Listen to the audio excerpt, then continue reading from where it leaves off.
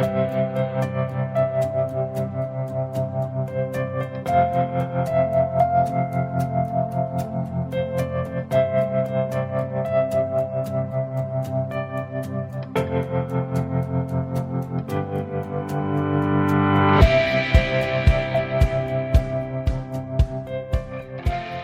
تر اوسه مڼه خوړلې؟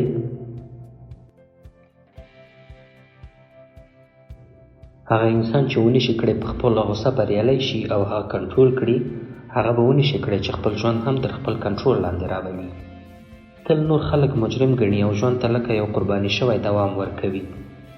دا خلک د یوې شېبې په قدر نه پوهېږي، یا په تیر وخت کې بند پاتې دي یا په راتلونکي کې. څو ونشي کولی د اوس وخت په قدر پوه شي. تر هغو چې ونه شئ کولی د اوس وخت په قدر پوه شئ، نو تاسې به ونه شئ کولی چې د ژوند له اوسنیو شېبو ګټه واخلئ. که د تیر وخت په سختیو او بدو شېبو کې بند پاتې یاست، نو ستاسو د خفګان کچه هم لوړېږي. نو آیا تاسو کولی شئ چې له شېبو په پوره توګه ګټه واخلئ؟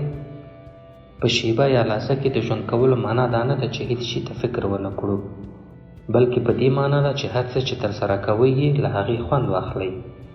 د بېلګې په توګه، آیا تاسو تر اوسه مڼه خوړلې؟ خامخا مو خوړلې ده، خو آیا تاسو په پوره توګه خوند ترې اخیستی دی؟ د مڼې د خوړلو شېبه مو ښیم. آیا مڼه مو په ټول وجود سره حس کړې او له خوړلو مو خوند اخیستی دی؟ اوس راځئ یوه بله وخورو. مڼه مو لاس کې واخلئ، ورختۍ مه کوئ، رنګ، شکل او اندازې ته یې وګورئ. آیا رنګ یې سور دی او سپینې لیکې لري؟ په مختلفو ځایونو کې رنګ مختلف دی؟ په دقت ورته وګورئ. د مڼې ټول حجم لمس کړئ. کلک دی که نرم؟ درنه ده که سپکه؟ وروسته یې پوزې ته یوسئ او بوی یې کړئ. بوی یې ډېر اهمیت لري. د مڼې بوی به د نړۍ په ګرانو عطرونو کې هم پیدا نه کړئ. مڼه مو ورو ورو خولې ته یوسئ او ویې خورئ، او هغه غږ ته غوږ ونیسئ چې په خوله کې مو رامنځته کېږي، او هغه اوبو ته چې ترې راوځي. باید د دې کار کولو په وخت کې مو ټول فکر د مڼې خوړلو ته وي. هغه بوی چې ترې راوځي حس کړئ، له هغه مزې چې رامنځته شوي خوند واخلئ، له ستوني څخه مو د مڼې تېرېدل حس کړئ. دا تجربه په رښتیا هم د مڼې خوړلو تجربه ده.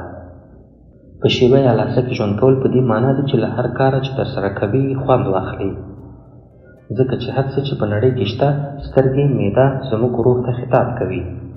تصویر یې د لیدلو لپاره، مزه یې د خوند لپاره، او ویټامینونه یې د وجود لپاره ګټه لري. د دې لپاره چې له ژونده اصلي خوند واخلو او د ژوند په ژوره معنا باندې پوه شو، نو باید د شېبو په قدر پوه شو او له هغو ګټه واخلو. ډېری وختونه خواړه په واقعي معنا نه خورو، یا په بله وینا یوازې ترې مصرفوو، ځکه چې تل کله موږ خواړه خورو، نو په ذهن یا په تېر وخت کې ګرځو، یا هم د راتلونکي په فکر کې یو.